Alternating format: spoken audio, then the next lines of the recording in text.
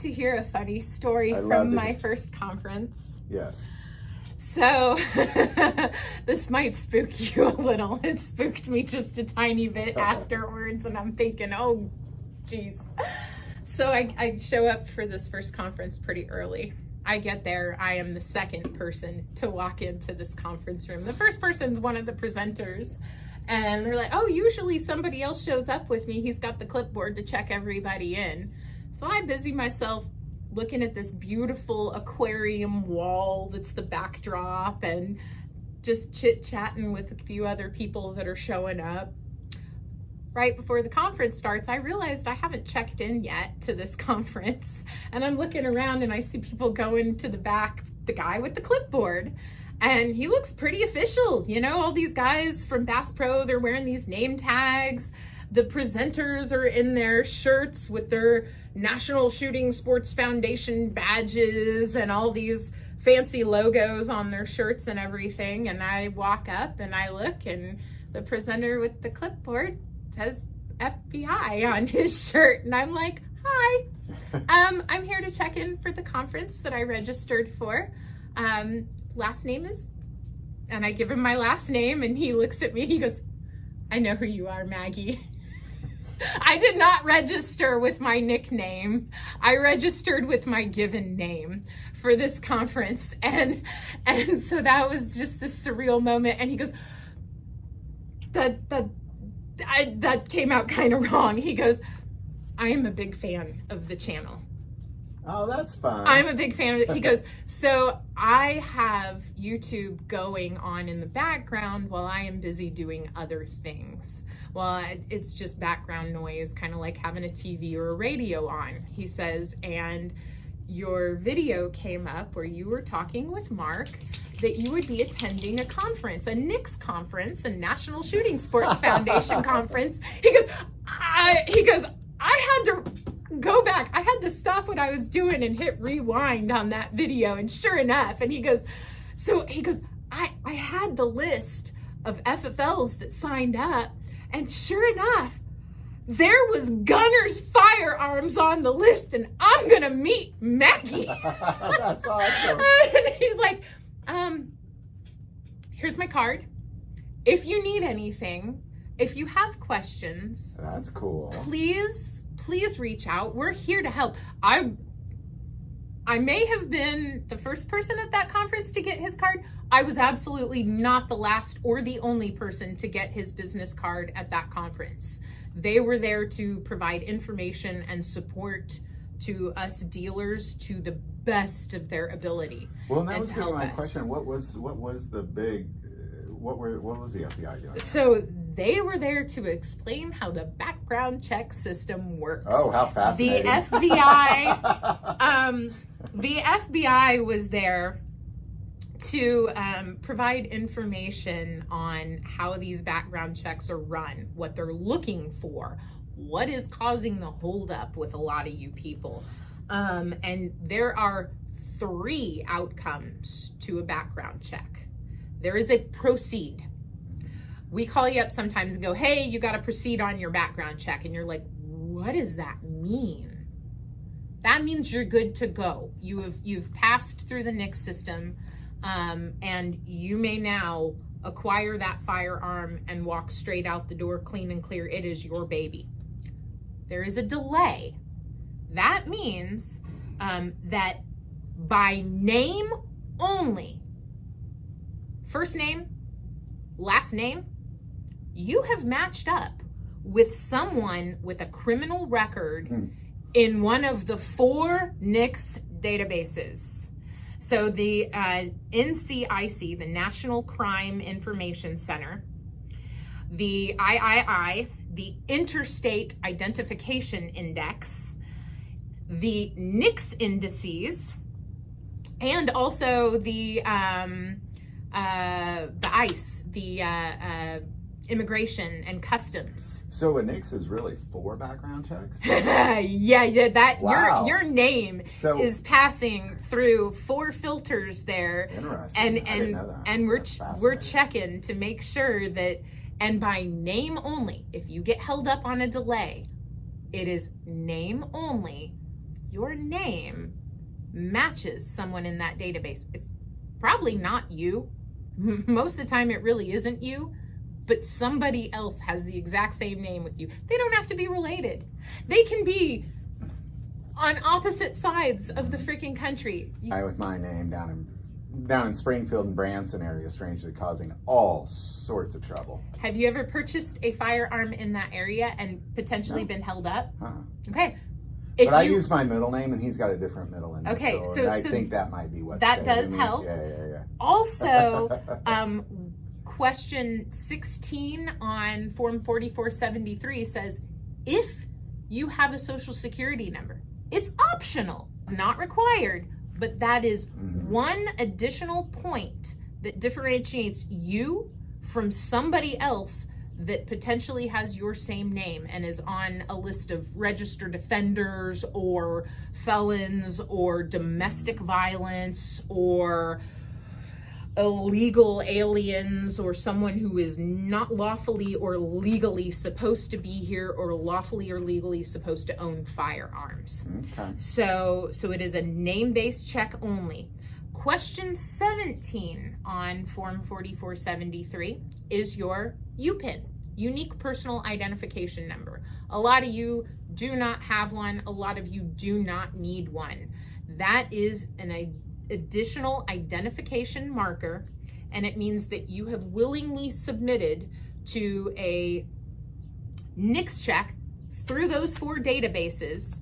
You also send in a photograph and fingerprints, and it proves that you are you, and then they issue you a unique personal identification number. Different than anybody else. It's different than your social security number, but for some of you with very, very, very common names, this stops you from getting denied erroneously for the purchase of a firearm. And in some cases, it can make the delay time and the processing time of your background check much shorter. Well, now, I find that interesting because I believe the state of America right now, in general speaking, is anything you can do to kind of eliminate any sort of trouble you might have, you should do. For example, like everybody in our family went and got a global entry card. That way when we come back into the U.S., we're like, oh, like even if something, because with everything going on with immigration right now, it was just our way of being like, let's bypass all that. And let's cover everything. There's a bunch of us in this family. Let's say. So I think that's interesting.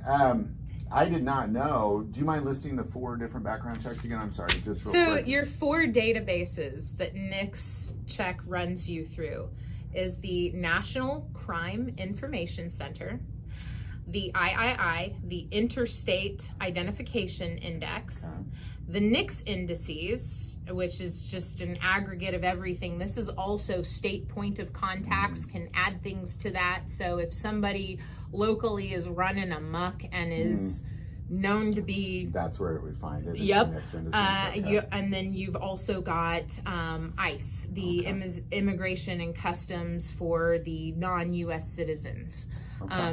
Most of them that are here legally, and that percentage that is not supposed to legally be here. For people whose green cards have been expired for many, many, many years, get it all squared away and in order. And you really, so that's. Now what else the FBI have there? So they really went over just the, this is way, way, way too much stuff. It's out of order. Like a big picture. How about a big picture? So what prohibits a person from purchasing a firearm? Okay, interesting. So there's a good list right there, man. So the prohibition list. I deal with these every day. You deal with these every time you purchase a gun from a licensed dealer. So it's really the yes or no questions? This is question 21 and all of its letters. Letter A on page 1 currently, all the way through letter N on page So, 2. Yeah, we won't make you read all that. So check out your nicks. Yeah. This That's is prohibition. your prohibiting list. If you have any questions on what these questions 21A through N mean, guess what? There's more pages back here. We've been over this before, but it lists the definition of everything on there. Question 21A all the way through question 21N. It goes all the way through it.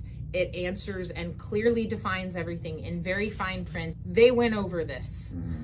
They went over this for every FFL. For some of this, it's a dumb moment. Well, and again, we mentioned in the other video, there is people there that are just starting. Brand new. And brand new. You got to start somewhere. So you really do. Yeah. So this was absolutely awesome information. Yeah. That's great. So generally speaking, does it feel like was there big things you learned from the FBI? Was there anything just generally like, man, that was some good stuff? Yes. Yeah. They are tremendously normal human beings, just like you. They are just like me. They are just like my badass cousin back there. They are just like every single one of you out there. They want to have a freaking great day. They don't want to have to. Well, and kind of like the ATF, they're cops, essentially. They're federal police.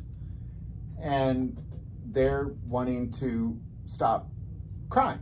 Yes. And depending on who the current regime leader is we have in this country, they then appoint people over them who then say, all right, we're going to then do all this nonsense. And then they're the boots on the ground that have to somehow filter through new policies, new rules, new this, new that.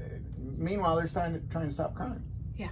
Just have a little less hate in your hearts for people who are trying the best to do the job with the rules and the parameters and their current boss.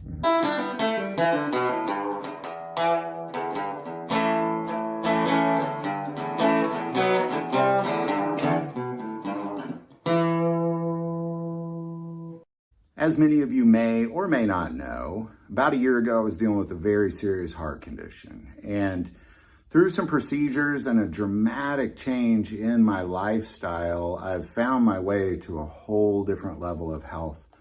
And one aspect of that, and it's something that I believe is extremely important to talk about because Americans are not talking about it. I've really never heard anybody talk about it, to be quite honest, is the health benefits from the super hot peppers like a Trinidad scorpion pepper, because that has been one aspect of what I have done over the last year. Is a friend of mine who lost 110 pounds in 7 months just drinking a drink that he made with Trinidad scorpion peppers. I've been doing that as well. I saw how it changed him. I wanted in on that. And what it has done is it's been one aspect of it. Of course, diet, exercise, that sort of thing is very important as well. But what this has done is not just allow me to lose weight, but I sleep better. I have a better outlook on life. I was actually having lunch with the guy that makes this the other day, and his brother committed suicide. He was dealing with addiction, he was dealing with depression, and he committed suicide. And my friend believes wholeheartedly, had he invented this drink before that, he would be alive today. And I kind of question that, like, well, that's a big statement to make. But ultimately what he's claiming is the capsaicins in those super hot peppers really satisfy your pituitary gland, which is the basis of addiction. And if you watch Johnny Schofield on YouTube, check him out. But he's fought addiction, and now he's addicted to hot peppers instead because it satisfies that same desire. So I think it's important to talk about better outlook in life, sleep better, lose weight, fight addiction. The link's below. Check it out. Just drinking Trinidad scorpion peppers, and it is hot. I'll give you a little warning, but he's taken out the binding agents that, so when it's hot, it's only hot for like a minute or two. It doesn't burn for hours. So there you go, man. I couldn't put down Trinidad scorpion peppers. This is how I do it. That link is below.